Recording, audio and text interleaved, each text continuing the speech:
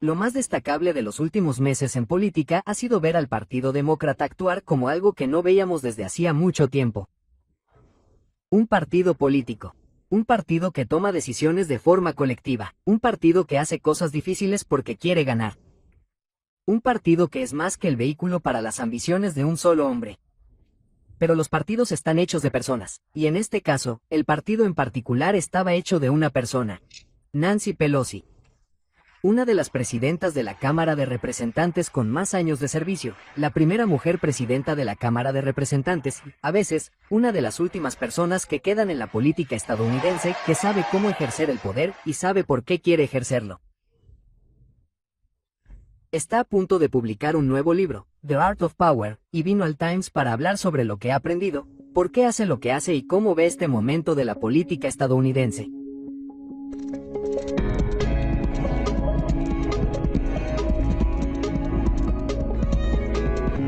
Nancy Pelosi, bienvenida al programa. Es un placer estar aquí.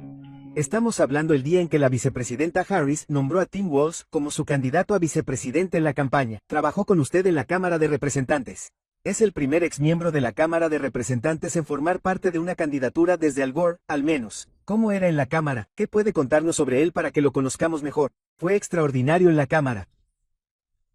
Ganó un escaño republicano.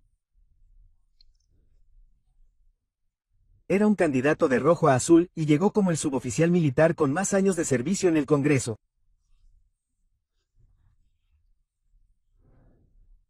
Estaba en el camino de los asuntos de los veteranos y demás. Llegó siendo un niño que había trabajado en la agricultura de pequeño, por lo que la América rural era una gran prioridad para él. Y cuando escucho a la gente hablar de lo que es un liberal, pienso, espera un momento. Esta no es la misma persona. Estaba en el centro. Y justo al salir del ascensor, recibí un mensaje de sus compañeros de clase que estaban organizando un evento de Zoom para recaudar fondos para él, al que estaban encantados de invitarme. Sus compañeros de clase de casa. Sus compañeros de clase de casa. Es muy popular en la Cámara. Muy popular en la Cámara. Los miembros están muy entusiasmados con él porque es una persona maravillosa, un tipo normal, encantador y maravilloso.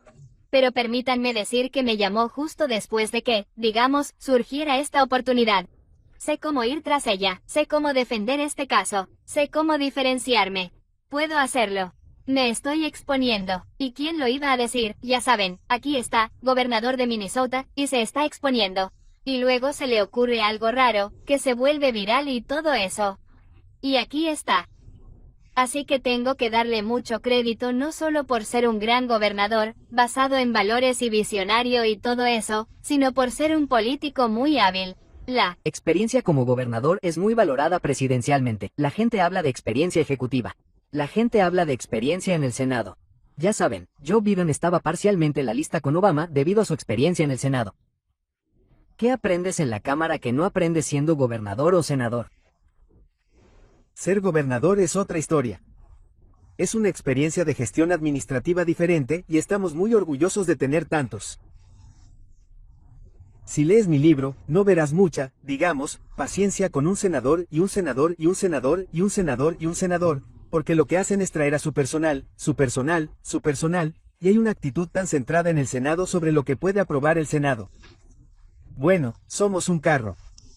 Son un convoy. Así que me alegra ver a alguien con la experiencia de la Cámara yendo al Poder Ejecutivo.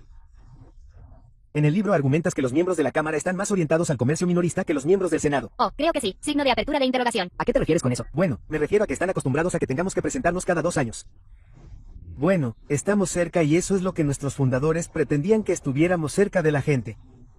Tienen que presentarse cada 6 años. Es una historia completamente diferente, ¿sabes? No es que no los valoremos y lo que aportan y todo eso, pero la nuestra es, digamos, un poco más brusca y revoltosa, un poco más impaciente por hacer las cosas y un poco más cercana a los electores, nuestros jefes. Los consideramos nuestros jefes. Una de las formas en que Walz ha cambiado la campaña rápidamente es la inyección de la palabra y la idea de rareza en ella. Sí, Y eso terminó dándole sabor a la forma en que leí parte de tu libro porque tienes un capítulo muy gracioso sobre Donald Trump que trata principalmente sobre cómo se comporta de forma muy extraña en las conversaciones contigo. Entonces, ¿qué has pensado sobre, en primer lugar, la introducción de la rareza como un ataque a la campaña? Y, en segundo lugar, ¿qué también describe tu experiencia con Trump y los republicanos que lo han sucedido?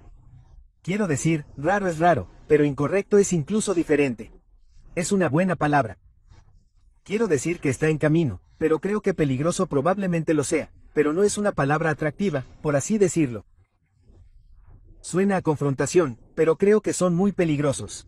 Me parece que una de las razones por las que está conectado de la manera en que lo está es que es desalentador. Creo que, en muchos sentidos, Joe Biden a menudo quería que la amenaza de Trump fuera el centro de la campaña, y esto parece una inversión interesante. Se trata de hacerlos más pequeños, de dejarlos más a un lado, de apoderarse de la normalidad, de no convertirlos en una especie de supervillano imparable. Bueno, para ese fin, una de las cosas que entiendo es que a Trump no le gusta que se rían de él, y esto hizo que la gente se riera de él. Lo raro es que es peligroso. Oh, es muy raro. La gente se rió y no le gusta que se rían de él. Por eso le molestaba, porque hacía que la gente se riera de él. Así que me sorprendió. Entonces, J.D. Vance, su ataque inicial a Walz fue que Walz es un liberal al estilo de San Francisco. Bueno, hablé con Walz hace una semana y me dijo que había estado en San Francisco por primera vez hacía unas semanas. Pero, me hizo pensar. Eres un liberal de San Francisco y fuiste un presidente de la Cámara de Representantes muy exitoso. Kamala Harris, una política de San Francisco, vicepresidenta, ahora la presunta candidata. Gavin Newsom, un político de San Francisco. Sí, se ha convertido en una especie de demócrata nacional de verdad de una manera que ni siquiera habría esperado hace un par de años. De hecho, San Francisco tiene un historial bastante sólido en estos momentos en la formación de políticos que se convierten en figuras nacionales que parecen bastante hábiles en el poder, en dar y recibir golpes, y es como si la lista pudiera continuar ahora mismo. Ro Khanna, que está un poco fuera de San Francisco, pero se ha convertido en una figura nacionalizada importante. Creo que Scott Weiner en San Francisco se ha convertido en una figura muy influyente. Los políticos de Los Ángeles no han estado actuando tanto a nivel nacional, y hay muchas ciudades diferentes en el país que no parecen generar tantas figuras nacionales. Bueno, podría nombrar a otras personas incluso más prominentes que nosotros que salieron de San Francisco o a cualquiera que menciones. Tuvimos a Leo McCarthy, que fue el orador, Willie Brown, que fue el orador, George Moscone, que fue el presidente del partido, pero Leo luego se convirtió en vicegobernador, pero aspiraba a ser senador, y Dianne Feinstein, por supuesto. Pero entonces, ¿por qué San Francisco ha formado a tantos políticos para que sean tan hábiles en ejercer tanto el poder como los medios? Bueno, todo depende del por qué.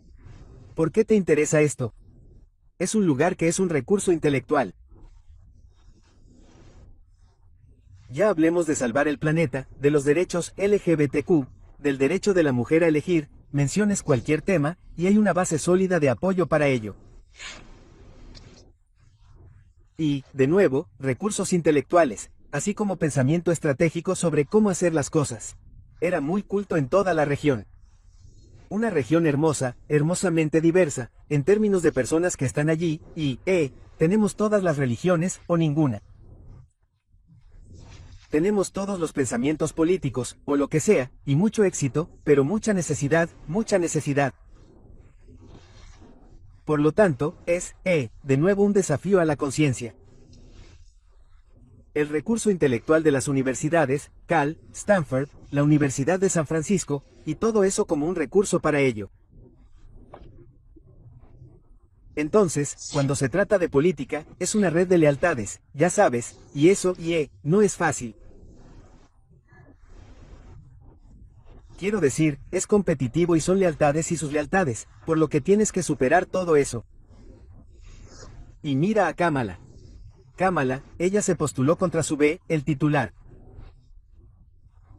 De hecho, yo estaba a su favor porque él estaba a mi favor y su familia, la familia Halen, era una importante familia demócrata progresista. Cuando se postuló contra él, ganó. Así que tuvo valor, ya sabes, tuvo el valor de seguir adelante y luego, cuando se postuló para fiscal general, fue una carrera muy dura. Fueron unas primarias enormes, pero ella encontró la manera. Así que cuando la gente habla de ella, digo, ¿sabes qué? No solo es una persona de profunda fe, lo cual admiro personalmente en ella, y su compromiso con el servicio público. Oficialmente, es fuerte. Sabe lo que le importa y lucha por ello.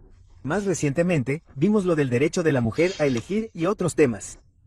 Y políticamente, es astuta, pero no te das cuenta, pero cuando ves que llegó a ser fiscal de distrito, llegó a ser fiscal general, lo cual fue difícil.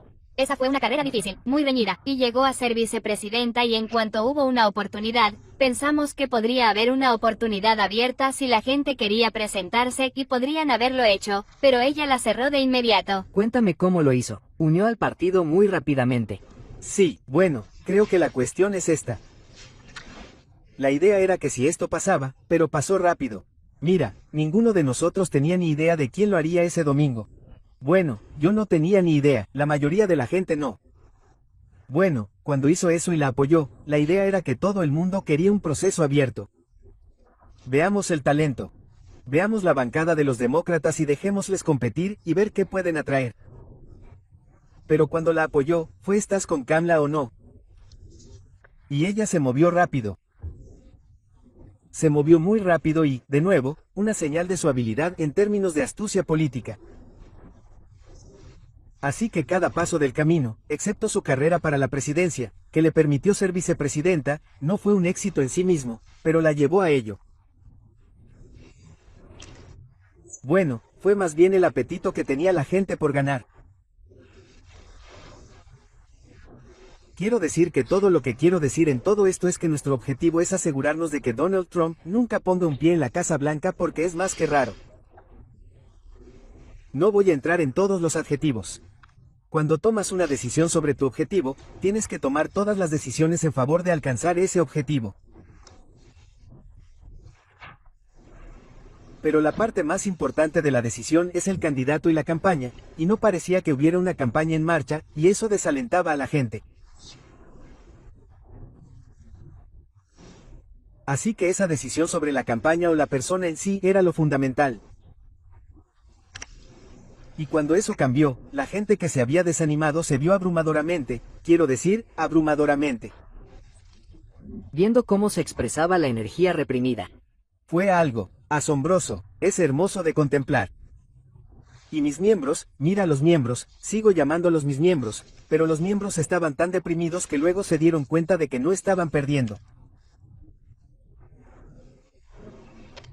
En nuestro, gracias a Susan Delveny, nuestra presidenta de DC, y al liderazgo allí, estaban en buena forma si Joe Biden perdía por 5 puntos en su distrito, pero no si perdía por 7. Así que no estaban desesperados.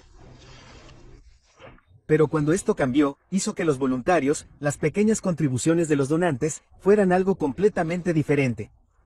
Ahora tenemos que mantenerlo. Hubo una especie de sensación extraordinaria en cuanto a la sincronización de las diferentes cosas a lo largo de ese proceso. Quiero leer una cita de tu libro que me llamó la atención. Se trata de cómo eres un orador. Y dices que un orador debe demostrar un plan y debe actuar sin dudar. En el momento en que dudas, tus opciones disminuyen. Cuanto más esperas, más disminuyen tus opciones. Háblame de ese principio. Bueno, la cuestión es que si eres el líder, ya sabes, lo que hago antes de eso, creo, o tal vez en el transcurso de eso, hago la comparación con ser miembro del Congreso. Puedes ser deductivo, estudiarlo, aprenderlo, audiencias, reuniones de electores, esto o esto. Pero a veces, cuando eres el líder o eres el orador o un ejecutivo como el presidente de los Estados Unidos o un gobernador, tienes que actuar de forma intuitiva. Y en el momento en que dudas, dudas. Voy a hacer que mi agenda sea para los vasos rojos y luego el otro va a hacer que su agenda sea para esa cosa. Y todos empiezan a actuar para proteger sus intereses, lo que reduce tu éxito. Tienes que actuar. 9 de cada 10 veces tendrás razón. No es un mal promedio. Quizás 9 de cada 10 veces tendrás razón. No estoy seguro de que todos tengamos ese promedio. Bueno, tienes que saber. Tienes que conocerte a ti mismo. Ya sabes, dicen que hay que confiar en tu instinto. Bueno, ¿cuál es tu instinto? A menos que sepas de lo que estás hablando. Conoces el apetito de tus votantes y su esto o aquello que has escuchado. No empiezas a escuchar ese día. Podrías hacer un recuento rápido para asegurarte de que todos saben la dirección en la que vas. Pero estoy totalmente de acuerdo con que actúes y prevalecerás. Y saben que vas a actuar, así que no se meterán contigo. Quiero decir que debería decirlo de una manera más amable. Saben que vas a actuar. Puede que repriman su entusiasmo hasta otro momento. Pero cuando la gente cree que vas a actuar, cambia su estrategia. Lo hace. Quieren negociar para otro día, y eso también es siempre una forma de ejercer presión. Tienen influencia. Tienes influencia porque puede que quieran algo para otro día. Hiciste algo en las últimas 2 semanas, meses, que de hecho, de una manera que no suelo encontrar en los movimientos estratégicos, me pareció algo extraordinario e inexplicable. Y no voy a preguntarte nada que hayas hecho o dejado de hacer en privado. Quiero ser delicado con esto. Pero el 8 de julio, Joe Biden envió una carta a los miembros del Congreso y dijo, el debate sobre mi candidatura ha terminado. Me postulo. Me votaron 14 millones de personas en las primarias demócratas. ¿Están tratando de quitarles la voz? Se acabó esto. 2 días después, fue a Morning Joe. Depende del presidente decidir si se presentará. Todos lo alentamos a que tome esa decisión porque el tiempo se acaba. Los demócratas de la Cámara de Representantes me han estado enviando mensajes de texto todo el día antes de que dijeran que se había acabado. Es una súplica de componentes gruesos. Él lo ha sofocado. Usted salió y reabrió el espacio para la deliberación. MHM. Al decir algo que de alguna manera no tenía sentido lógico. Él había tomado su decisión. Hábleme de ese lenguaje. ¿Cómo fue que todos los demás tomaron su plantilla? Estamos esperando a que tome esa decisión. Signo de apertura de interrogación. ¿De dónde salió eso? Bueno, quería ver una campaña que pudiera ganar porque había tomado la decisión de quedarme en el Congreso para derrotar a como se llama porque creo que es un peligro para nuestro país. No es como Bob Dole o George Bush o algo así. Tenemos una diferencia de opinión. ¿Es patriotismo o autocracia o democracia? Es algo diferente. De hecho, estuve en ese programa porque traía Petana para que la gente pudiera escuchar sobre Varus. Ese era nuestro principal objetivo esa mañana. No acepté la carta como otra cosa que no fuera una carta. Quiero decir que en otro hay algunas personas que no estaban contentas con la carta. Déjenme decir que algunos dijeron que algunas personas no estaban contentas con la carta. Lo pondré en boca de otra persona porque era ni siquiera sé. A mí no me sonaba a Joe Biden. Realmente no. Pero mi principal propósito era decir que dejaran de decir cosas porque él tiene a la OTAN aquí. Si tienen algo que decir, guárdenlo para más tarde hasta que se vayan porque esto es algo muy importante. La cumbre de la OTAN que él ha fortalecido, ha crecido y ahora la está organizando, y están haciendo grandes cosas, y él es el centro de todo. Guarden sus comentarios para más tarde. Pero lo que estaba sucediendo en ese momento era que a medida que avanzaba el tiempo, el espacio para las opciones disminuía. Eso es lo que sintieron todos los que estaban viendo esto, cubriéndolo, y las personas que estaban dentro. Y usted le dio la vuelta a eso. Sí. Y reabrió la cuestión de la deliberación, ¿cierto? Quiero decir, como dijiste, hablemos de esto otra vez después de la OTAN. Sí, y es como si pusieras una cuña en una puerta que alguien estaba tratando de cerrar de golpe, y cada vez que la cerrabas, simplemente se abría un poco. De hecho, te he visto hacer esto unas cuantas veces. He cubierto política contigo en el centro durante bastante tiempo. Recuerdo haberte visto hacer esto con la Ley de Cuidado de Salud Asequible varias veces después de que Scott Brown ganara ese escaño en el Senado, el escaño de Ted Kennedy en el Senado, y sentí que el proyecto de ley se estaba desmoronando. Tienes una especie de tendencia cuando algo empieza a desmoronarse a simplemente afirmar que no es así. Y a reabrir la imaginación de la gente sobre las opciones. Hablas de eso en términos de intuición, pero ¿cómo sabes cuándo algo se está rompiendo, y cómo sabes cuándo realmente se puede mantener unido en esos dos casos? Bueno, veo todo como una oportunidad, no importa lo que sea. Es una oportunidad de cambio, una oportunidad de crecer, lo que sea. Cuando aprobamos la Ley de Cuidado de Salud Asequible, y nos dijeron, ahora estás muerto. No vamos a dejar pasar la oportunidad de una generación que la gente ha estado intentando hacer, que los presidentes han estado intentando hacer durante 100 años. Sí, esto es después de que Scott Brown ganara en Massachusetts. Para la gente que no lo recuerde, Ted Kennedy muere. Murió. Scott Brown gana en Massachusetts. Y seguí la ley de cuidado de salud asequible muy de cerca. Y la gente sentía que iba a morir. Que el mensaje que muchos demócratas sacaron de la victoria de Scott Brown fue que esto era políticamente letal, y para muchos, al final, al menos en ese momento, era que deberíamos abandonarla. Hemos ido demasiado lejos, les gritaban en los ayuntamientos. Y la sensación era que habías logrado alejarlo del borde del abismo. Bueno, déjame que te lo cuente. Entonces, cuando el proyecto de ley del Senado, que era un verdadero desastre, no había manera de que fuéramos a votarlo, pero finalmente se aprobó. Al menos tenían un vehículo y nosotros teníamos el nuestro, íbamos a ir a la conferencia, y estábamos listos para ir a la conferencia al día siguiente de las elecciones. ¡Pum! Estás muerto. Pero la conferencia en la que participamos nos preparó para lo que pondríamos en la reconciliación. Entonces, sabía que teníamos reconciliación, así que no necesitábamos 60, pero necesitábamos tener algo por lo que votaran nuestros demócratas de la Cámara. Entonces, el consenso que se construyó en la conferencia nos preparó para algo que pudiéramos hacer en la reconciliación y aprobar porque no había manera.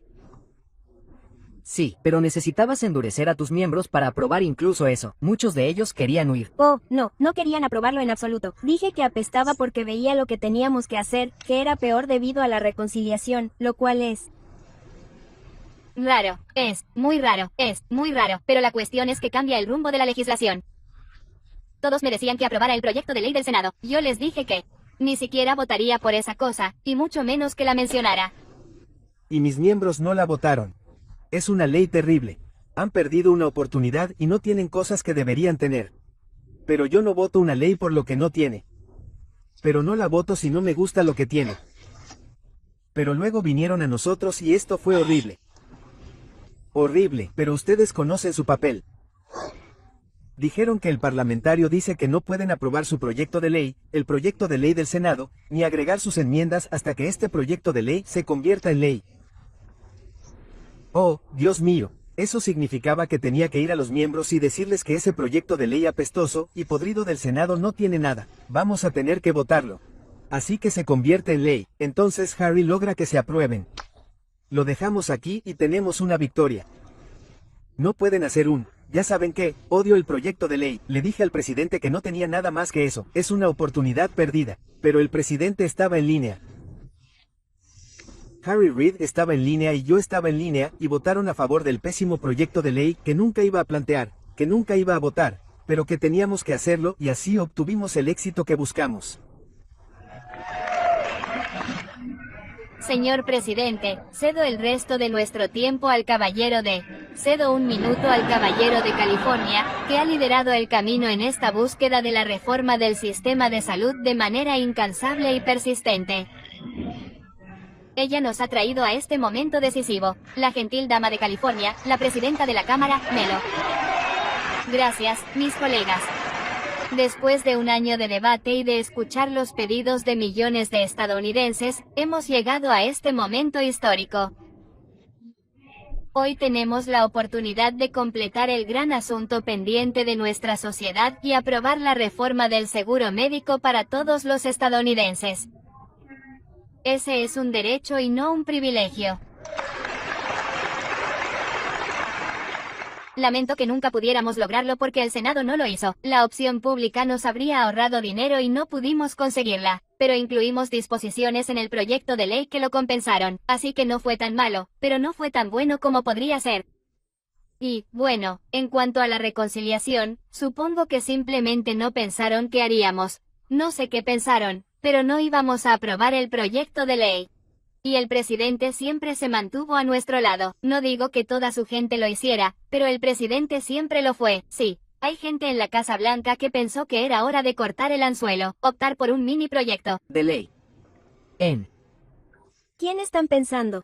Que se presente usted mismo a un cargo. Quiero decir, eso no va a pasar, ¿vale? ¿Lo ha pillado? No va a pasar. Antes de que estuvieras en el Congreso, eras la presidenta estatal del Partido Demócrata de California. Yo pensaba que era la reina del mundo, el partido más grande del país. Organización de base, adueñarse del terreno con tu mensaje, desarrollar a los candidatos. Oh, Dios mío, era el paraíso. Pero tú eres una persona de partido, algo que no todo el mundo es hoy en día. Una de las cosas que más me ha sorprendido de la cobertura del Partido Demócrata en los últimos meses ha sido ver cómo hacía algo de forma colectiva en circunstancias muy difíciles e inciertas. Estaba sentado con un republicano con mucha experiencia, y le pregunté por qué le sorprendió tanto el cambio. ¿Por qué se habló tan poco de Kamala Harris en la convención republicana? Y él dijo que nunca pensamos que lo harían. Signo de apertura de interrogación. ¿Eso es válido? El Partido Demócrata se ha mantenido unido. Como organización, como institución en los últimos años. No solo en los últimos meses, y los republicanos no. Mira a los oradores del bando republicano, ¿cuántos de ellos han sido depuestos, han perdido el poder y han hecho que sus vidas sean un infierno? John Boehner se fue susurrando, silbando. Si Piti duda. Sí. Háblame de cómo has conseguido que los demócratas piensen y actúen como un partido, cómo les has dado poder para hacerlo. Y quizá cómo te han dado poder para actuar con el poder dentro del partido. Que me dieron a mí. Bueno, aquí está la cuestión. Yo, como digo en el libro, hay dos cosas. Una es que me veo a mí misma como una tejedora en un telar, y tenemos a todos estos miembros y una hermosa diversidad. El 70% de nuestro grupo son mujeres, personas de color, LGBTQ. Esa no es la única diversidad, es geográfica, es generacional, es todo lo que puedas imaginar. Es filosofía y el resto. Pero todos saben que por eso hay demócratas. Así que tienes que saber tú por qué. De lo contrario, ¿qué haces? Saben por qué son demócratas. Y algunos de los que podrían parecer los más cercanos al borde en términos de voto, son los últimos que se convertirían en republicanos, porque saben lo que son o no son los republicanos. Y hace saber a todos que lo que estoy tejiendo aquí depende de todos ustedes. Tratando a cada uno de ustedes con respeto. Cada hilo forma un mosaico, un tapiz tan hermoso, y tú formas parte de él. Así que si no somos unánimes en algo, está bien siempre y cuando tengamos el consenso para seguir adelante. Puede que no formes parte del anonimato en ningún tema dado o incluso del consenso, pero respétalo porque mañana será otro día y tu tema es algo que te interesa más a nivel regional, sea lo que sea, y ese tapiz estará ahí para ti. Pero eso debería ser cierto para los republicanos, ¿verdad? Debería ser cierto para los republicanos que las coaliciones cambiantes los benefician con el tiempo. Debería ser cierto para los republicanos que tienen intereses que se entrelazan. Se ha vuelto menos cierto, ¿verdad? El rango de movimiento para Kevin Marr. Mira, si no crees en la gobernanza, eso es lo que lo mantiene unido para los demócratas. Y no crees en la ciencia. Si la ciencia nos dice que tenemos que hacer esto para proteger el planeta y que necesitamos estas protecciones, no quieren las protecciones que la ciencia o la gobernanza que se necesitan para hacer esto.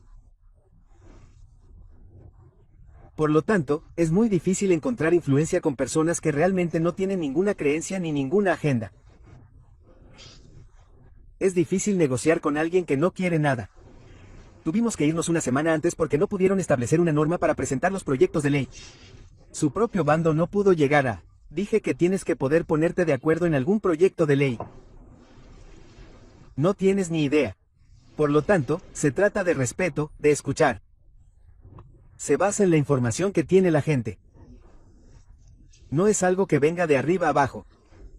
Todo surge del grupo parlamentario. Y hay una palabra que atribuyo a mi grupo parlamentario: coraje. Tienen el coraje de salir y votar. Creen que esto es lo que tenemos que hacer.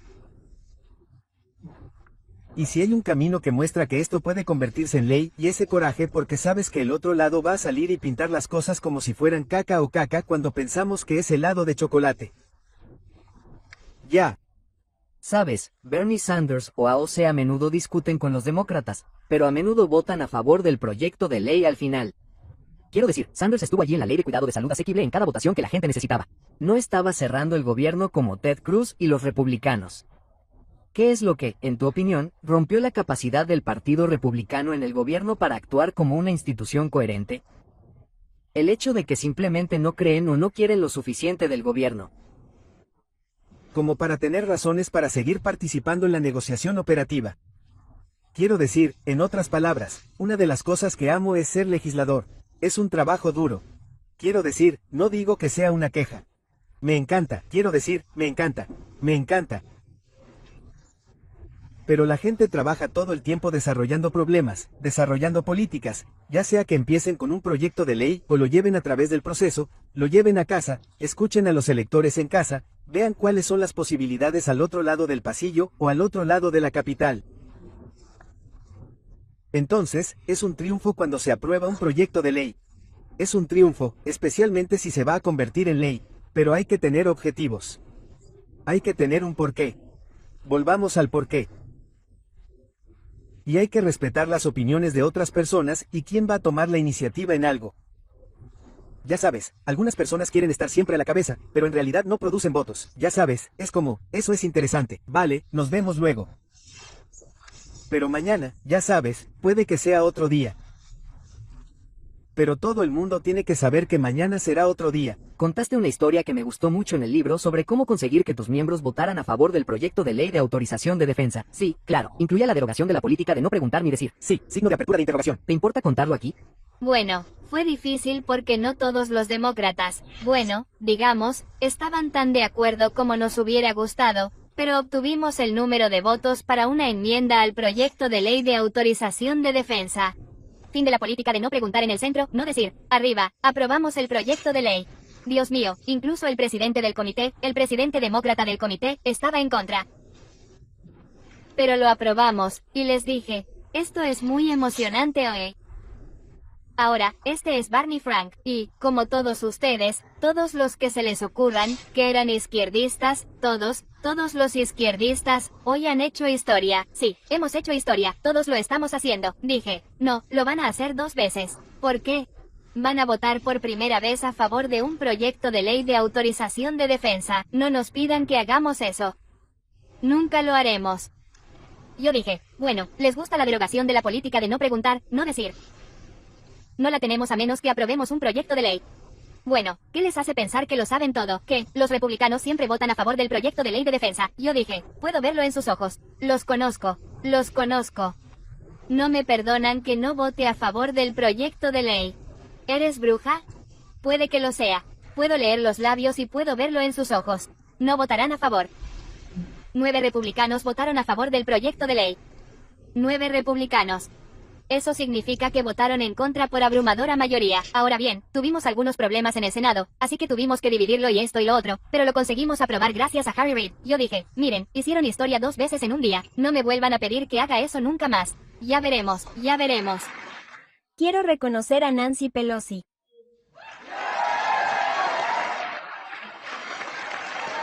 Steny Hoyer y Harry Reid.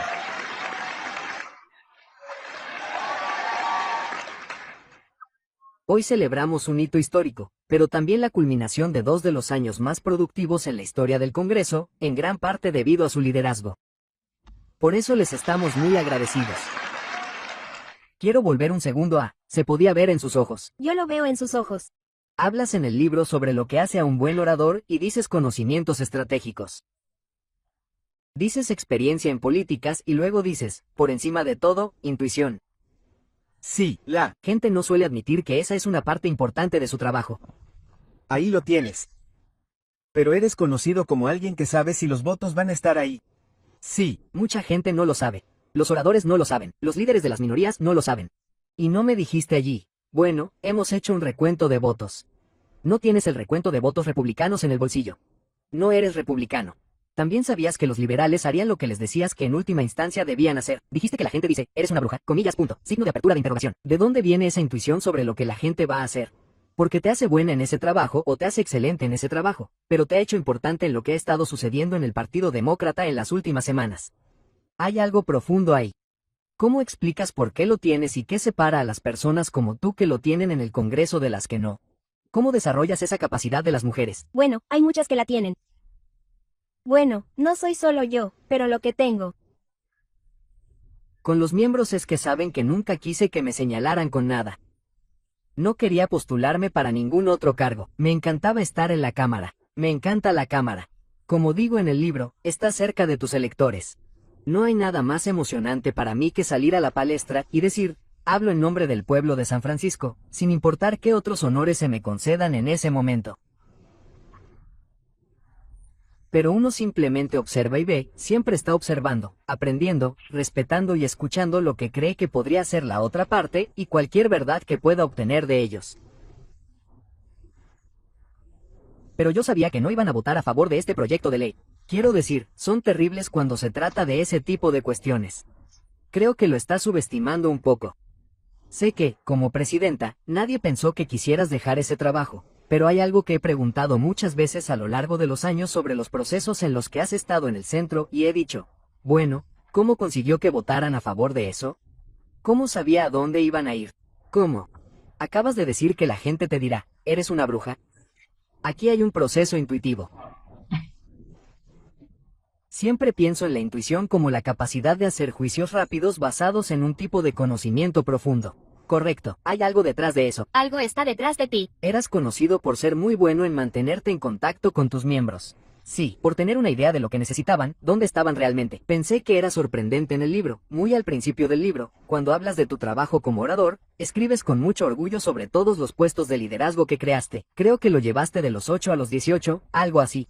2/3 de ellos son creativos, pero al principio del libro, terminamos teniendo largos capítulos sobre Donald Trump y la guerra de Irak. Antes de mucho de eso, hablas de lo importante que fue que crearas estos otros puestos que permitieron que otras partes del grupo tuvieran un lugar en tu liderazgo.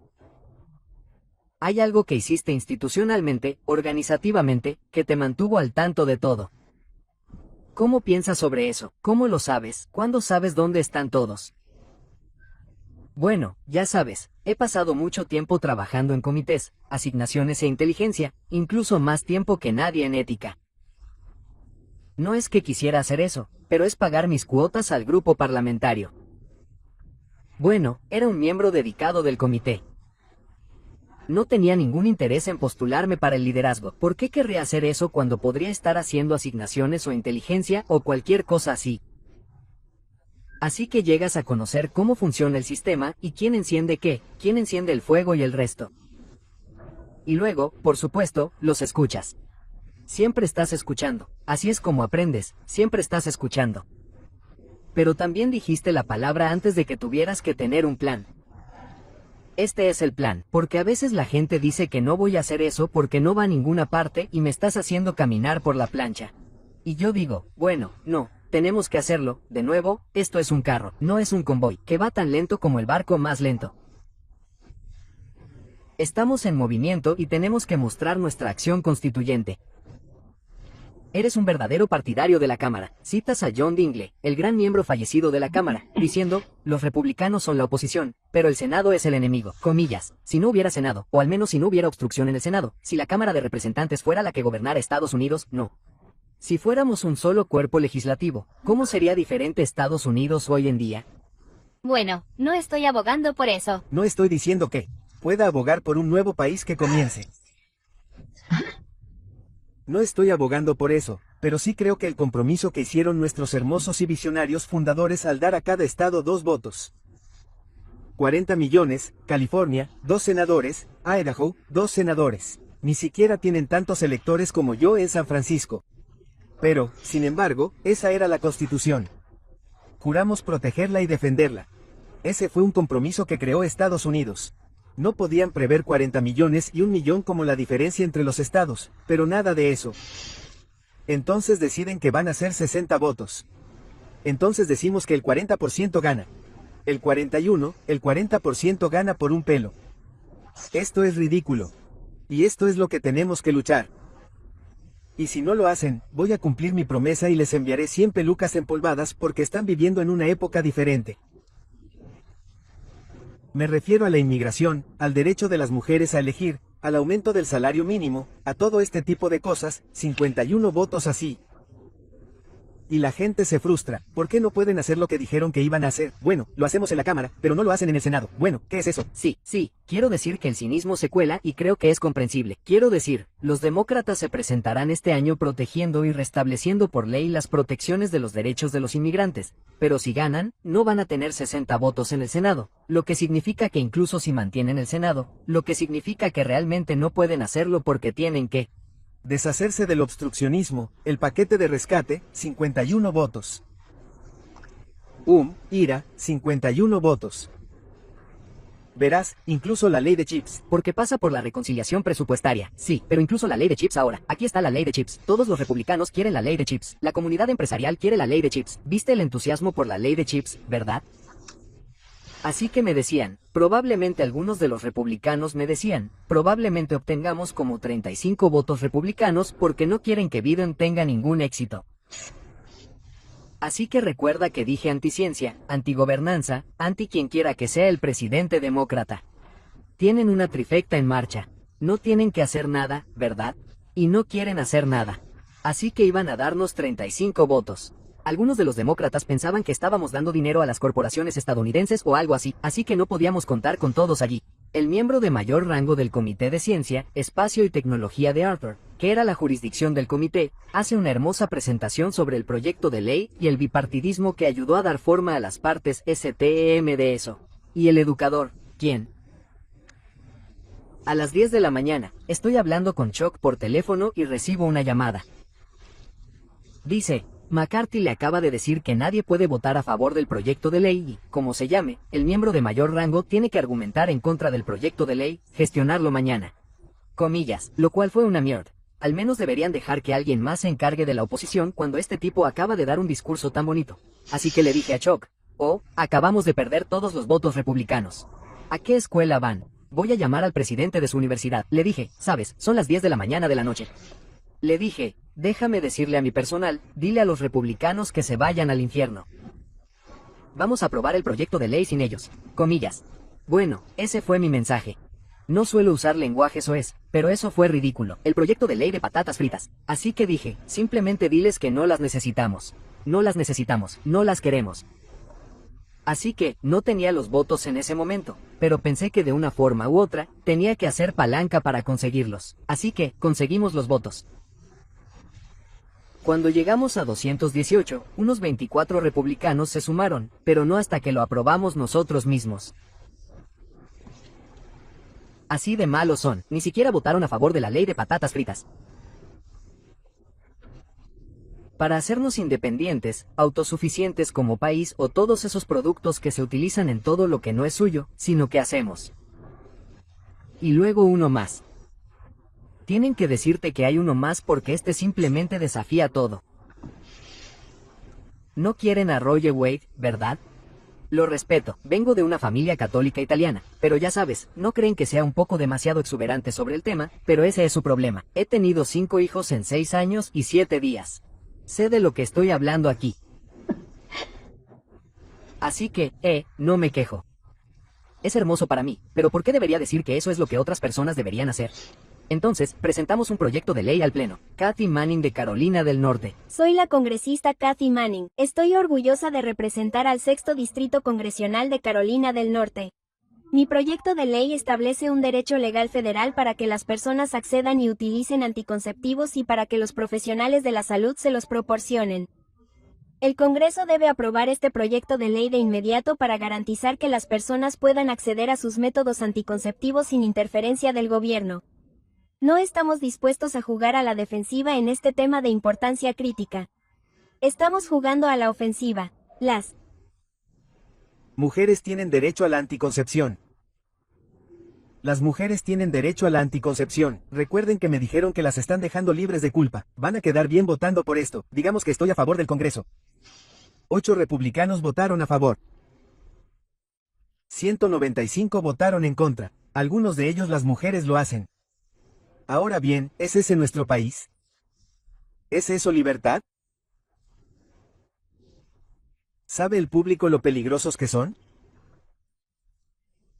Escribiste un libro sobre el arte del poder. Trump escribió un libro hace años, uno de los cimientos de su reputación pública, El arte de los tratos. Aún así, sigue diciendo, mira, soy un buen negociador. Todos estos otros políticos, estos políticos de carrera, no saben cómo hacer un buen trato. A Estados Unidos siempre lo estafan. Estos republicanos no pueden hacer un buen trato en el Congreso. Es como si me necesitaras. Comillas. ¿Has visto a Donald Trump trabajando en acuerdos? ¿Has hecho acuerdos con él? ¿Has visto cómo se desmoronaban acuerdos con él? ¿Qué le dirías al pueblo estadounidense sobre lo que Trump sabe y lo que no sabe sobre cómo hacer un trato? Bueno, si vas a hacer un trato, tienes que ser fiel a tu palabra. Tienes que ser honesto. Y él no tiene ni una pizca de honestidad en su cuerpo. Te diré, ahora lo escuchas besuqueándose con ¿cómo se llama? Musk, MHM. Cuando aprobamos nuestro último proyecto de ley, él se iba como presidente. Estamos terminando con el proyecto de ley para mantener abierto el gobierno y el resto. Si pones $1 en el proyecto de ley para los coches eléctricos, vetaré el proyecto de ley. $1. Tuvimos a Mary Barr. Todo el mundo le llamaba y le decía, ¿qué es esto? Estás atando las manos de la prosperidad estadounidense. Quiero decir, esto es una industria, esto no es una empresa. Nada. No podríamos hacer nada con los coches eléctricos. Comillas, porque estaba tan metido en el bolsillo de la industria de los combustibles fósiles. Así que, metido en el bolsillo de ella, cerraría el gobierno, y no podíamos permitir que eso sucediera, ¿sabes? No podía permitir que eso acabara con el imbécil. Así que no sé qué clase de trato es ese. Eso no es un trato, eso no es, si haces esto, yo haré aquello. No estoy haciendo nada. Algunas de las otras negociaciones que tuvimos sobre, él no afrontaba la realidad. Esta es una que significa mucho para mí, porque se trata de alimentar a los niños. Queríamos tener dinero para el programa infantil, programas escolares durante el verano cuando no iban a la escuela, y aún así tenían que comer porque ahí era donde conseguían su comida cuando iban a la escuela. Pero no había dinero. No había dinero, simplemente no había dinero. Así que, dijo que era una resolución continua. Ahora mismo hemos llegado a un acuerdo. Una resolución continua. Sí, tiene que ser absolutamente limpia. No puede haber nada en ella. Estoy hablando con Steph Curry, su mujer, todos estos defensores de la alimentación de los niños. Lo siento, no puedo hacer nada. Tiene que ser limpia. Así que se le ocurre que necesita $30,000 millones para pagar a los agricultores. Había estafado a los agricultores con su acuerdo con China porque no podían comprar los productos y todo eso, los chinos no podían comprar el producto. Así que iba a darles dinero para compensar sus asuntos con China. Así que Clean CR, solo para la gente que no lo sabe, simplemente continúa financiando al gobierno a los niveles más o menos actuales. Dice que no puede haber nada allí, y ahora quiere $30,000 millones. Y dijo, esto sigue siendo limpio con eso dentro. Eso no es limpio, no. ¿Qué quieres? Por eso digo en el libro que o es estúpido o cree que somos estúpidos. No está limpio, señor. Ahora no lo estás entendiendo. Bueno, entonces yo no. No lo estás entendiendo, ¿lo entiendes? No lo estás entendiendo. Tengo que tenerlo, está bien. Entonces, necesito $8,000 millones para el programa escolar de los niños. No puede hacer eso, no está limpio. Es tan limpio como el tuyo. Entonces, tenemos los $8,000 millones. Pero él estaba tratando de pasar $30,000 millones para cubrir su estupidez, como quieras llamarla, sobre el asunto de China. Entonces él es como el imperativo categórico. Diga lo que diga, eso es lo que es. Eso es lo que es, esa no es forma de hacer un trato. ¿Qué es eso? Otro proyecto de ley. Vinieron a mí y me dijeron que no, de ninguna manera. No puedes tener dinero para nada global. Salud global, tú no pueden tener nada. Nada global más allá de la asignación regular, nada. Le he dicho a Elton John, Bono, Bill Gates, a todos los que se te ocurran, que no tenemos dinero para ninguna vacuna ni para nada más porque el presidente dice que no. Bla, bla, bla. Dijeron que olvidamos que le prometimos a Sudán $700 millones para que formara parte de los acuerdos de Abraham. Les prometimos $700 millones y que no iban a ser una nación rebelde, lo cual es ridículo, pero aún así este es el nutriente. Tengo que tenerlo, lo prometo. Tengo que tener el dinero. Tengo que tener $4,000 millones para el programa de vacunas. Así que obtuvimos 700. Obtuvimos nuestros $4,000 millones para el programa de vacunas. Así que estaba bien cambiar las reglas para ellos, pero no sabían que no íbamos a hacerlo a menos que hubiera algo para nuestros valores. Supongo que podrías escuchar esto y decir, bueno, tal vez lo que hace Trump es presentar una oferta inicial muy dura y entonces, al final, en estas diferentes historias, consiguió lo que quería, consiguió el dinero para los agricultores, consiguió el dinero para Sudán. ¿Es realmente un buen negociador o su argumento aquí es que podría haber conseguido más de lo que quería si lo hubiera tratado? Comillas. No, simplemente no quería que obtuviéramos nada. No era una persona de valores. Mira, cuando haces el presupuesto, mira, soy un asignador. Eso está en mi ADN. Mi padre estaba en el comité de asignaciones cuando estaba en el Congreso. Así que me encanta cada aspecto. Y cuando hacen presentaciones en las salas, escucho cada palabra. Dicen, vamos, es hora de irse. Todos los demás se están yendo. Yo estoy escuchando. Comillas. Él decía, qué asco. ¿Sabes qué me estaba frenando? Dinero para las mujeres, para comida para mujeres, bebés y niños. No querían gastar tanto dinero porque, ya sabes, iba a aumentar la deuda nacional. Después de que dieron $2 billones a las personas más ricas de Estados Unidos, no podían alimentar a las mujeres pobres ni a un número infinito de niños. Así que no hay valores, nada. Así que no creo que fuera inteligente en nada de eso. No pensó en el futuro. No pensó en el futuro o podría haber hecho algo mejor. Pero para hacer valer su considerable peso. Vi uno el otro día que decía que Kamala está tratando de encontrar su color mientras lo están rociando de naranja.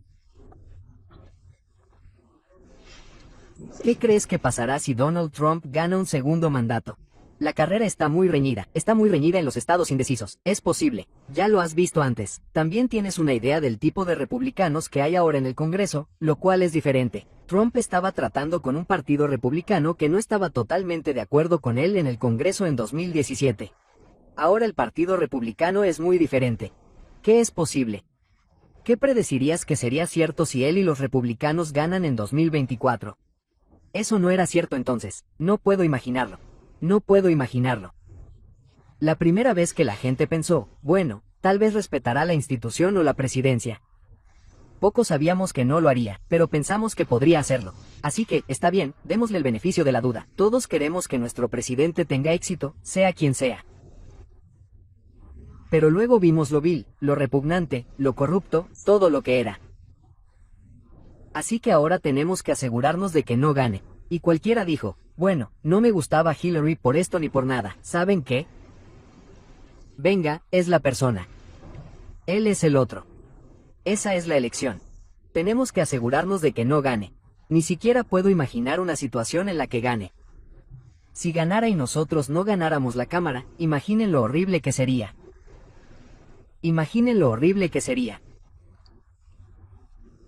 Apenas puedo dormir por la noche, pero eso sería insomne, impensable, imposible para nuestro país. Simplemente tenemos que hacerlo todo. Aduéñense del terreno.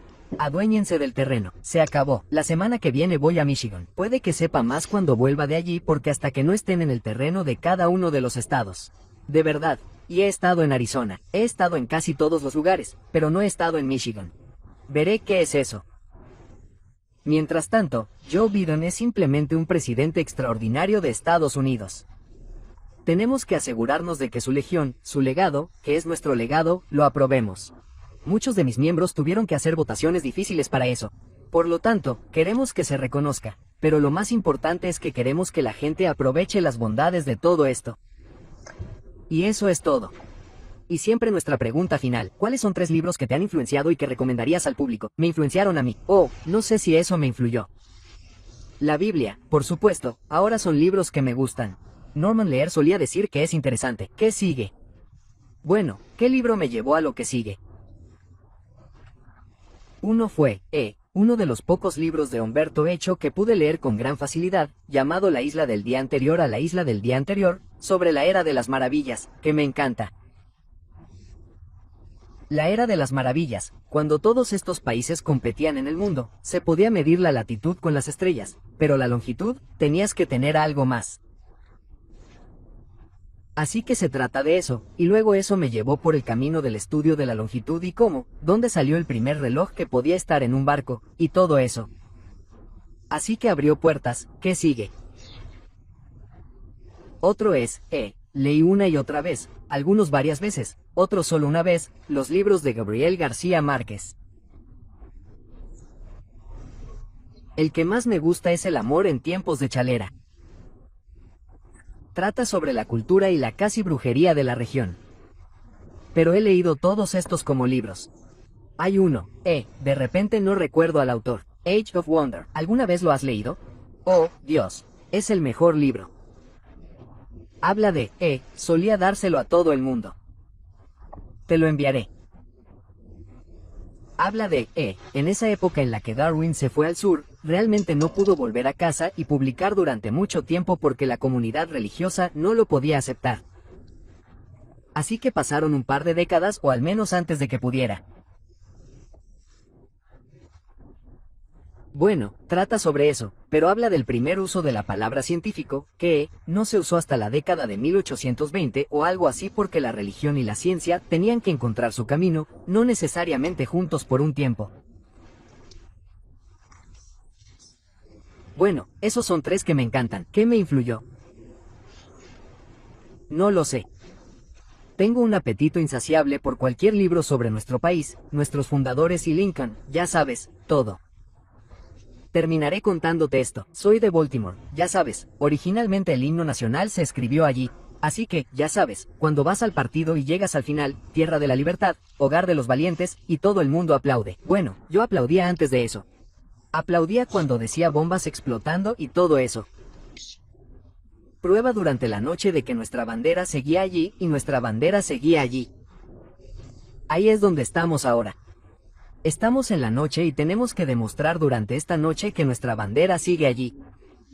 Nancy Pelosi, muchas gracias. Es maravilloso verte. Gracias.